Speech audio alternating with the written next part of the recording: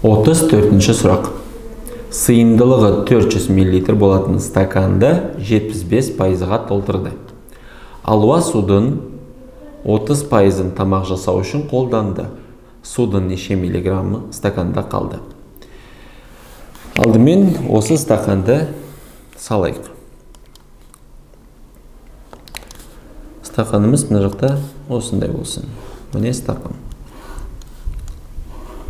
Осы стаканды алуа дейді. Алуа 75%-ға толтырды. 75%-ы мына жақта болсын. Міне, 75%-на дейін толтырды. Міне, осы жерге дейін су бар бізде. Алуа судың 30%-ын тамақ жасау үшін қолданды. Сонда, мына жақта су осы мөлшерде берілген. Осы 400 миллиграмның 75%-ы, мына жақта 75%-ы су барлығының. Енді оның 30%-ын қолданды. Мына жерде қателесуге болады, өйткені 30% деп жазылып тұр, мына жерде 75% деп жазылып тұр. 75-тен 30-ды азайтуға мына жақта болмайды. Өйткені 75%-ы ол сыйымдылығының барлығының, ал 30%-ы ол судың тек қана осы 75%-дің. Сонда қараңыз, алдымен мына жерде бірінші амалмен табу керекпіз.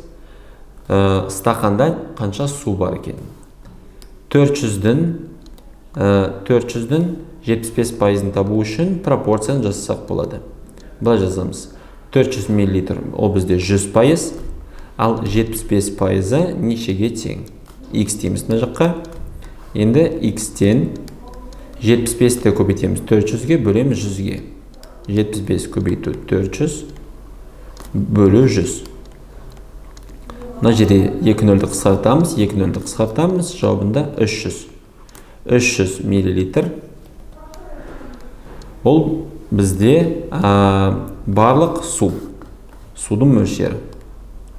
Су. Енді осы стаканда 300 мл су болса, алуа судың 30%-ын жұмсады. Сонда осы 300 мл-дің 30%-ын табу керекпіз. Қараңыз, мына жақта 300 мл ол барлық су болғандықтан, енді оны 100% деп қолданамыз. Ал оның 30%-ын табу үшін мына жерге 30% дейміз, мына жерге X. Және пропорцияны тағы бір рет құраймыз. Да жазамыз, шығарамыз оны.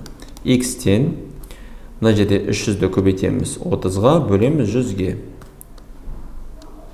Өйткені 100 X-ке көбейтілу керек. 300 көбейту 30 бөлу 100. Мына 2 нөл қысқартылады мына жердегі 2 нөлмен.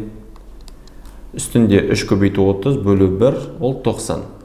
90 мл суды ол тамақ жасау үшін қолданды. Ол тамаққа кетті. Тамаққа жұмсады. Енді тамаққа жұмсаған судың мөлшері 90 мл болса, бізде судың неше миллиграммы стаканда қалды деп сұрақ қойылып тұр. Егер басында бізде 300 болса, ал 90 мл мына жақта қолданылса, сонда үшінші амалымыз мына жерде ол болады 300-ден азайтамыз 90-ды. Сонда барлық азайтылған жұмсалғаны тең болады неше миллилитр қалды. 210 мл су ол қалғаны қалды. Сонда жауаптардың ішінен осы санды іздеу керекпіз. 210 мл. Жауаптардың ішінен А жауабы дұрыс. 210 мл су осы стаканда қалды.